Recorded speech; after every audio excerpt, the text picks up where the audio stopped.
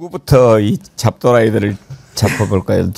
이건 한번 혼을 좀 내게 되겠어요.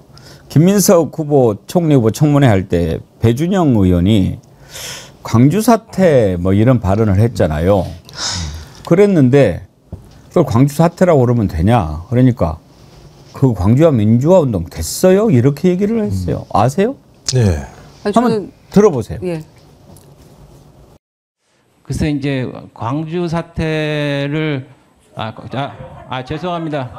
정정하겠습니다. 광주 민주화 운동 됐어요? 네. 광주 알았어요. 네. 고맙다고 해야 됩니까, 김유정 의원님? 정말 아직도 저런 표현을 쓰고 있는 국회의원이 있다는 게 참 놀랍네요. 그냥 광주 민주화 운동으로 국가 공식 그 기념일로 지정된 지가 언젠데.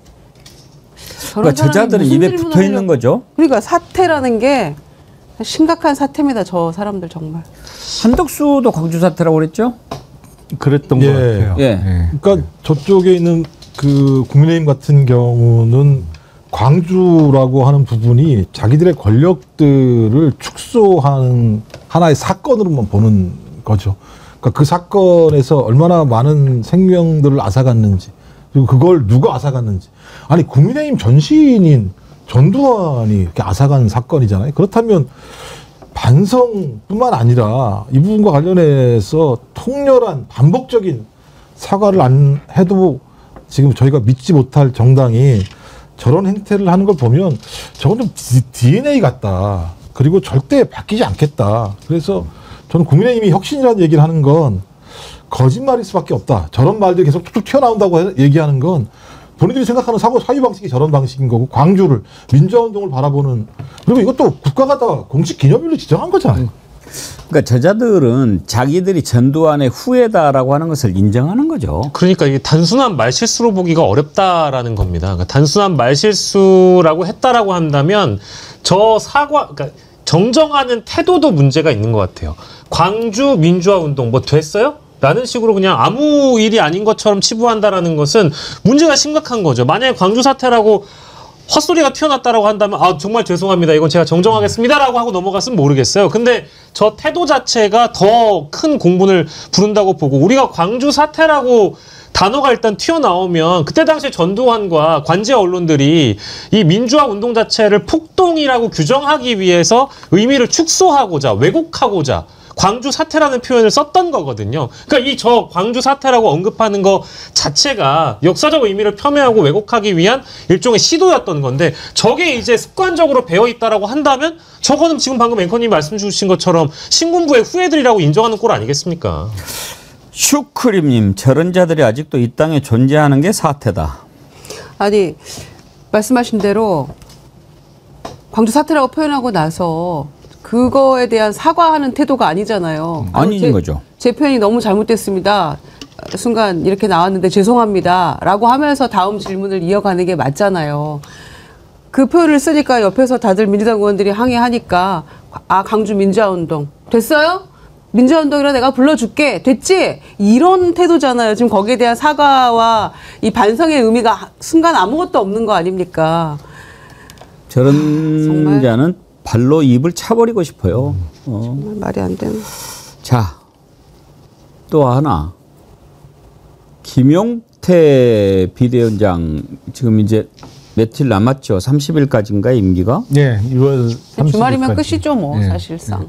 근데 저는 아무리 야당 대표라고 하더라도 말이라고 하는 게 때가 다 때와 장소, 상황 이런 게 있는 건데, 아니 대통령 딱 취임해서 그거를 축하도 하고 이렇게 이제 대통령이 처음으로 여야 대표들 불러서 밥 한번 먹자라고 하는 자리인데, 그 자리에다 대고 5년 후에 재판 받을 거라고 약속을 하세요라고 이야기를 했다는 걸 듣고, 나이도 젊은데 김용태하고 이름 두자가 같은 김영남 의원님 어떻게 생각하세요?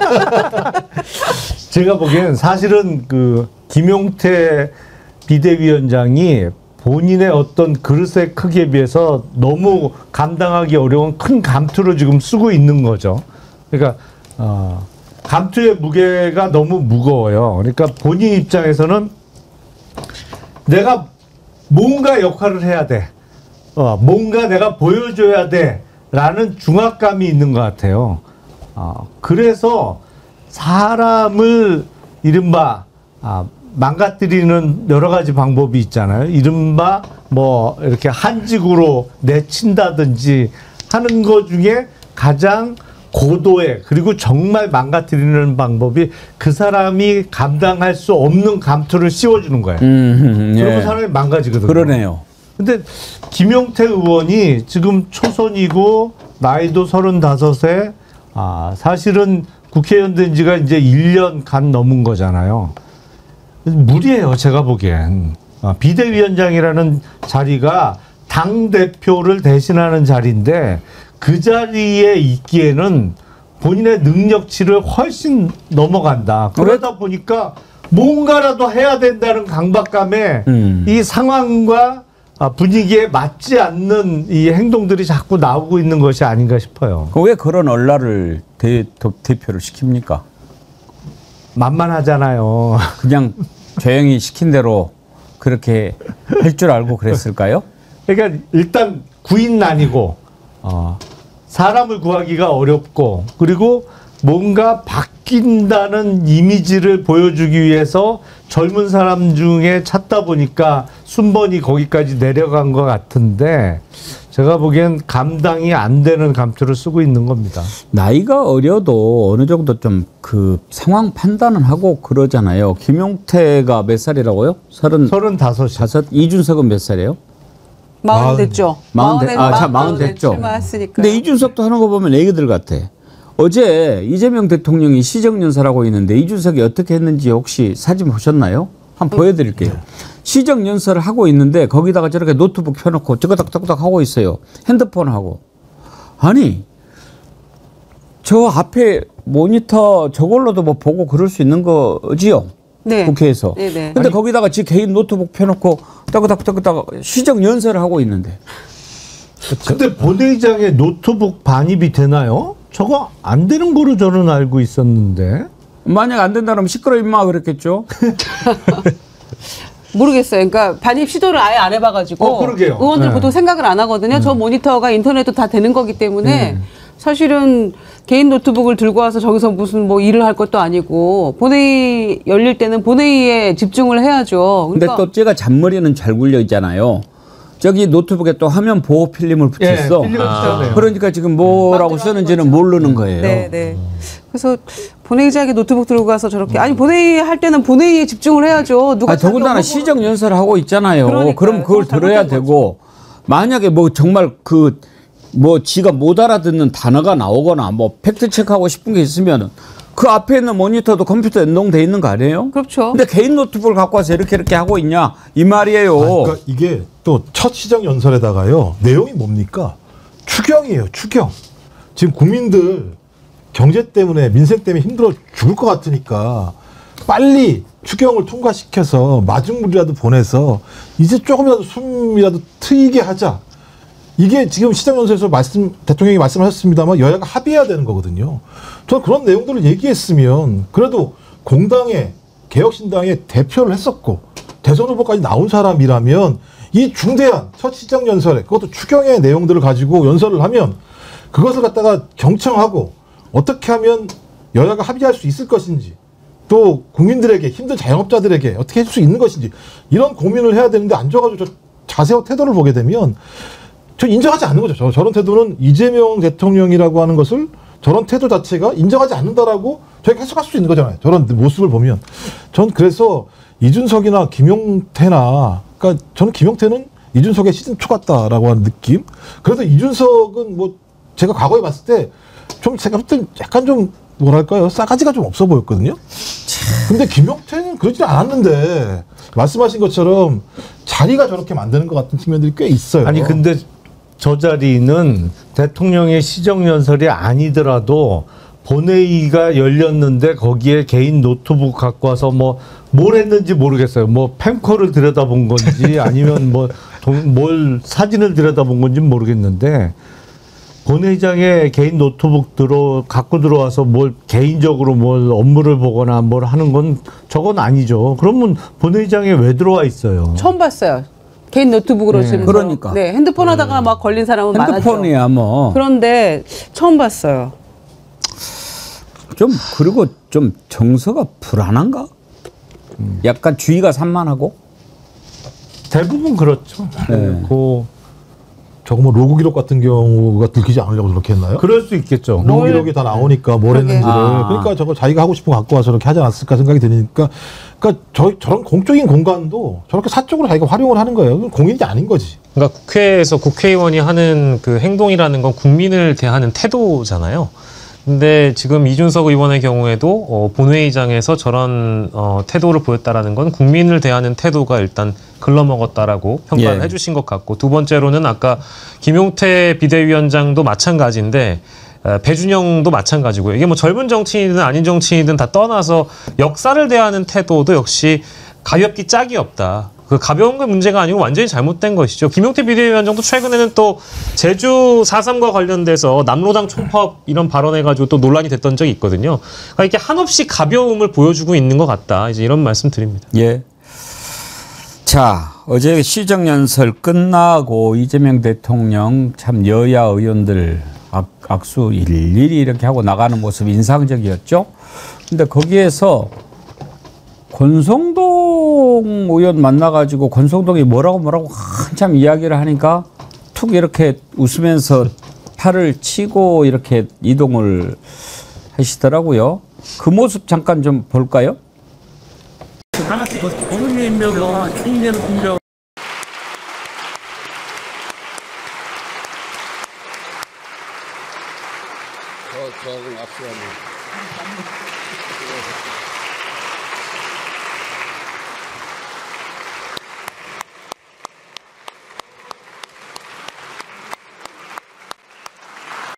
자, 연설 끝나고 연설 시작하면서도 야당을 향해서 먼저 인사를 했죠. 그리고 이제 연설 끝나고도 야당 국민의힘 쪽으로 먼저 가서 악수하고 그리고 쭉 그쪽으로 가면서 악수하는데 박수 안 치다가도 이렇게 와서 하니까 다 그래도 서서 악수는 이렇게 하던데 거기에서 이제 권성동 의원을 이렇게 만났는데 권성동 의원이 뭐라고 얘기를 한 장면, 그 장면 보려고 하는 겁니다. 준비됐나요? 예.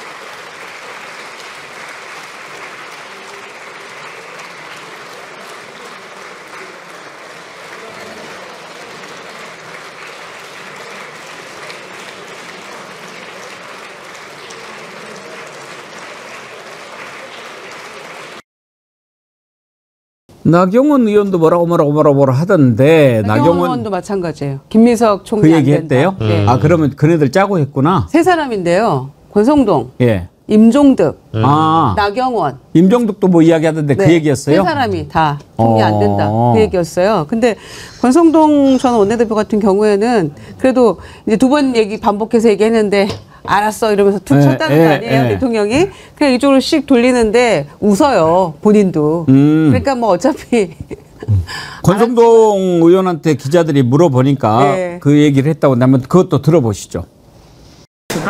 국민명령 총리는 공격 안 된다라고 그건 얘기하니까 알다면 치워. 그래, 잘했다. 잘했어.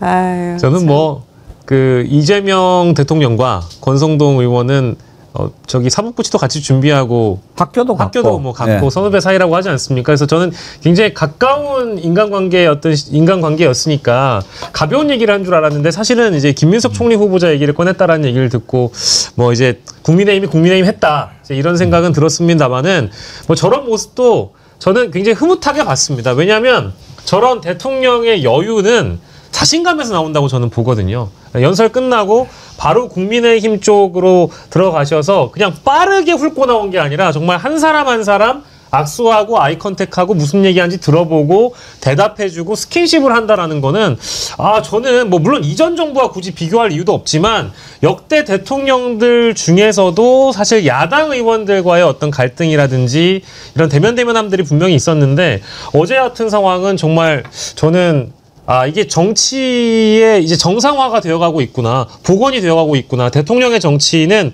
국민들이 진짜 바라고 기대했던 그 수준을 상회하는 수준을 보여주고 있다. 뭐 박수 쳐드리고 싶습니다. 그런데 이제 권성동 의원이요. 원내대표 지금 물러났는데 상당히 지금 조금 뭔가 입장이 난처할 것 같은 게 하나 나왔어요. KH 배상윤 회장이라고 대북 송금 관련해서 지금 수사를 받고 있다가 동남아 어디 국가로 지금 피신해 있는 걸로 알고 있는데요. 그 관련된 녹취가 최근에 공개가 됐는데 그 녹취를 보면 권성동이 뭔가 회유하고 조작하고 이러는 것 같은 뉘앙스가 풍긴단 말이에요. 이거 제대로 좀 수사를 해야 되지 않겠습니까? 그 관련된 녹취를 한번 들어보시죠.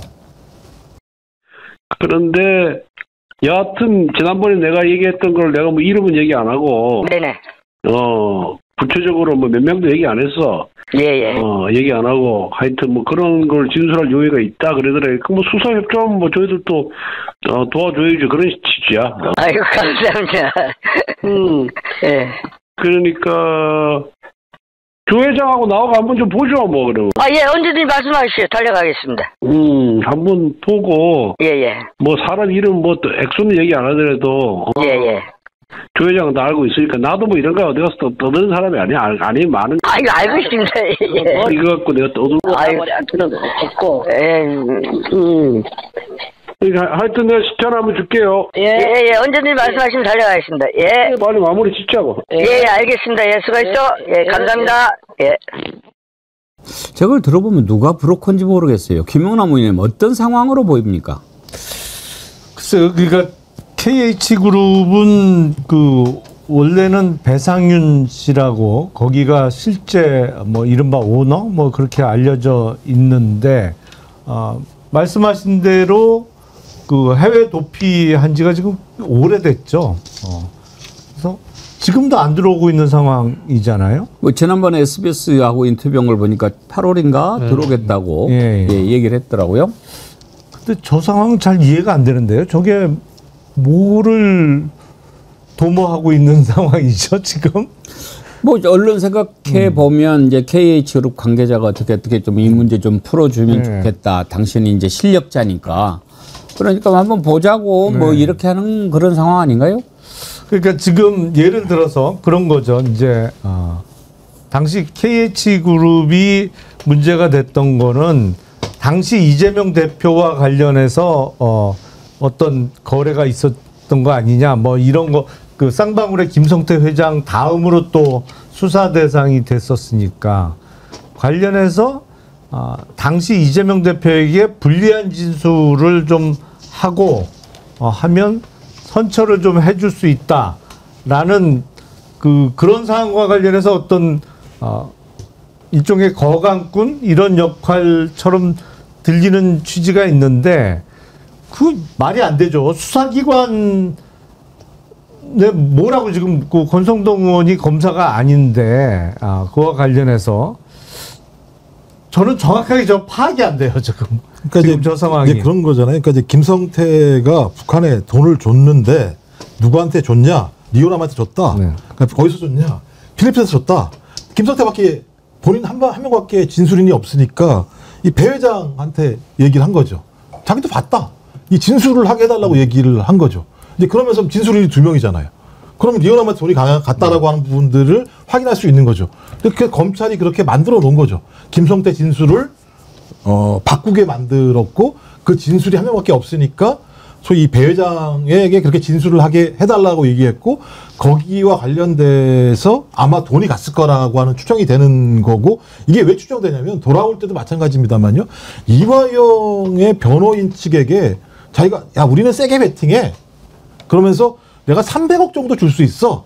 플리바게닝 거예요. 돌아올 때 나 문제없게 해줘. 이런 거니까 그때도 그런 일이 벌어졌겠지 라고 추정하는 거죠. 여기다가도 그러니까 이화영 변호사한테도 우리 세게 베팅한다. 300억 정도 줄 수 있어. 그러니까 플리바게닝 해서 우리 돌아올 때 큰 문제 없게 해줘 라고 얘기했으면 그때도 마찬가지입니다만 그런 식으로 해서 저희 배 회장이 국내 돌아오는데 아무런 문제가 없게 하는 방식이라고 하는 플리바게닝이 벌어질 수 있겠죠. 근데 그 과정에 두 번째로 소위 이 맨 처음에는 선대위의 언론특보인가요? 윤석열? 그 사람한테 로비를 했다가 이 로비 투로 아마 권성동 의원한테도 로비가 된 게 아닌가라고 좀 추정해 볼 만한 녹취 내용이 나온 거고, 이 녹취 내용과 관련해서 저 녹취는 없습니다만 이 사람 진술한 다른 내용에 의하면 40억 정도를 주겠다고 얘기했다라고 하는 또 다른 진술이 있는 거니까, 저는 뭐 40억, 뭐 300억 이런 얘기들이 오갔다고 하는 거니까 말씀하신 것처럼 수사 정도가 아니고 이 부분은 이재명 후보를 감옥에 넣기 위해서 진술을 왜곡하게 만들었던 사건과 전체적으로 패키지가 있기 때문에 전 이것도 특검 가야 된다고 봐요. 예, 첫 번째 이제 가장 핵심적인 의혹은 이제 윤핵관의 한 명인 권성동 의원이 이제 이런 의혹에 연루돼 있고 녹취가 지금 정권이 바뀌니까 나왔다라는 거고, 최근에 KH그룹의 이 배 회장의 경우는 다른 방송 인터뷰에서도 쌍방울 그룹의 대북송금과 KH그룹 대북송금은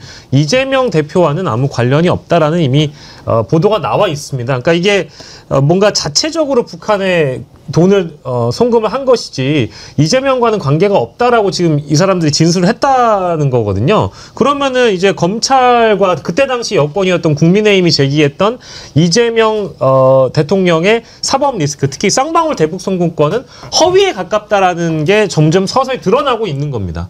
그러니까 이게 굉장히 뭐랄까 없던 사실을 왜곡하고 만들어내가지고 억울한 사람을 양산할 뻔했던 거거든요. 굉장히 대단한 뉴스죠. 그래서 제가 이 당시에 고위직에 있었던 사람을 만났었어요. 네. 얼마 전에. 그러면서 이제 연어 파티, 그 사실인 거예요. 그렇게 사실이라고 하는 걸 확인하는 증거들이 다 있다는 거예요. 그럼 그 얘기는 뭐냐?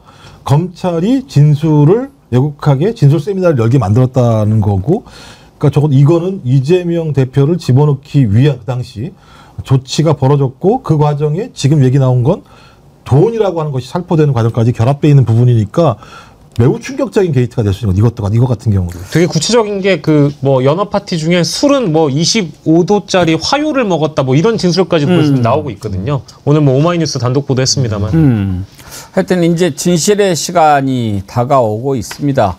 그동안에 도대체 이게 뭔가 궁금했던 것들 하나하나 진실이 드러나지 않겠습니까?